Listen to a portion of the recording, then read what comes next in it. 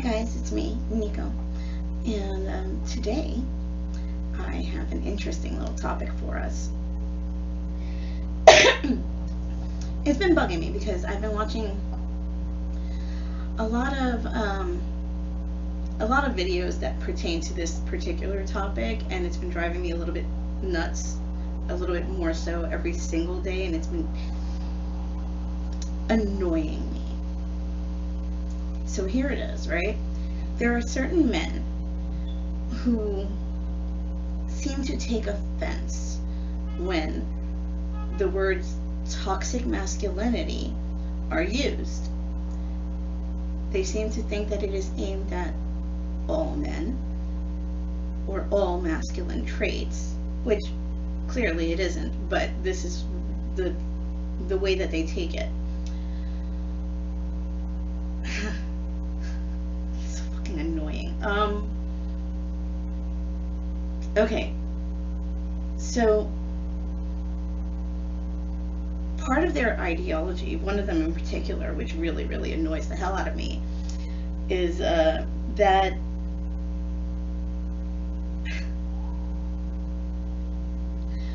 when men speak with men, having the threat of violence between them keeps them civil, right? That's such bullshit. So because I can throw a punch at you or I can beat the shit out of you, we're not going to go there. That doesn't make any sort of sense. But since you cannot use that sort of logic on women, they don't know what to do with women or how to communicate with women. See, my problem with this sort of thinking is, why are you thinking about punching anybody in the face anyway? Why can you not communicate with your words? Why can you not be a civil human being? Because these are the rules of civilization. These are the rules of civility. I do not understand why you cannot be civil towards both men and women. I do not understand why. Civility is something so hard for you to understand. Well, I didn't understand until just about an hour ago, when I realized it's because you suffer from toxic masculinity.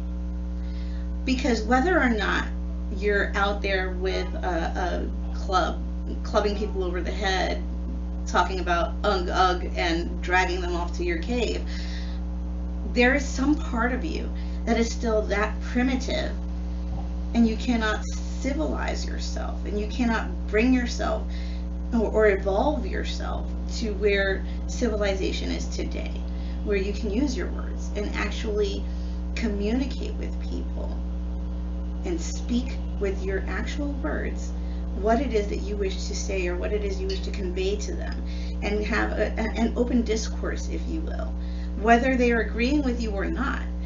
Civil discourse, actual communication where both sides are speaking and both sides are listening.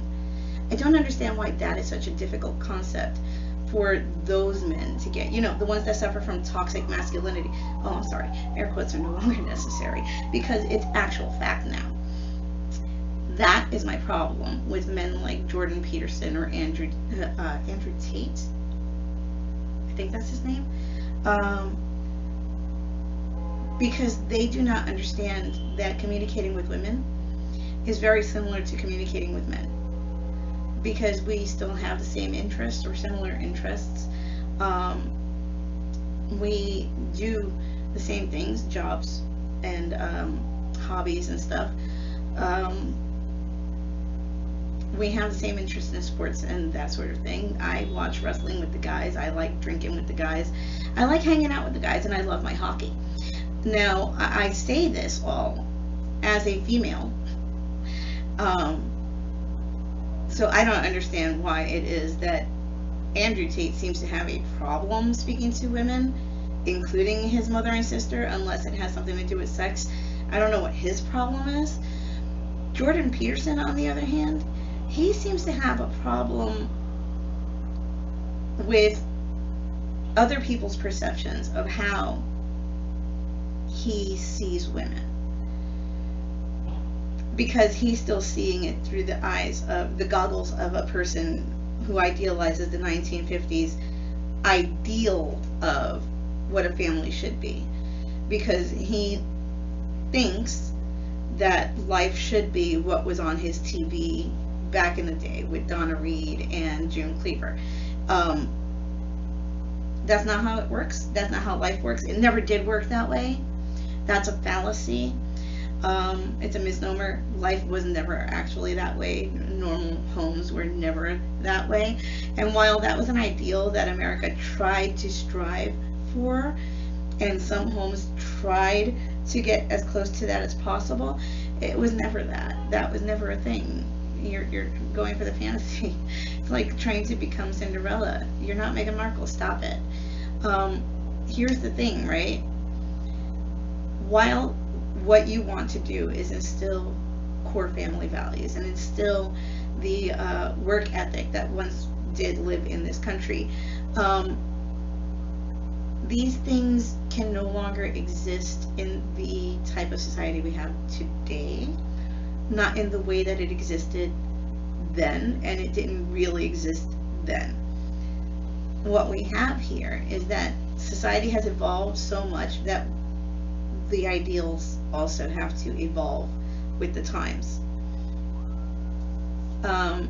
That being said, I kind of want to go into a whole long format of that, and I will later on, but right now all I have to say is, dudes, my dudes, it should not be so hard to be able to have a civil discourse with any other human being.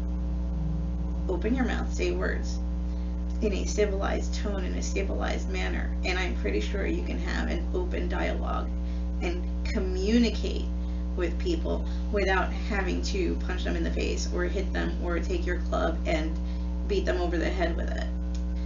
And you also shouldn't have to raise your voice. Jordan Peterson, specifically geared towards you, you raise your voice every time you become frustrated or flustered or infuriated. You're not their parent. Stop yelling at them. If I were them, I would have gotten up and walked away from you, because you are not presenting your argument in a communicable fashion. You are shutting them off. They are turning off the listening device in their head because you are already belittling them with your tone of voice and your attitude. So if you toned it down a little bit, people might actually listen to you a little more. You don't always come off as a pompous ass. So that's my 2 cents, and I'll be back with more later. For everyone that comes back all of the time, my family, hi, love you, miss you, talk soon. And for everyone else, what are you doing here? Guys, seriously, what are you, like, sadists or something? Masochists? You enjoy the torture, you enjoy the psychosis. Alright, well, if you want to torture yourself some more, I will have more videos eventually, and I will talk to you guys again soon, too. Weirdos. Bye.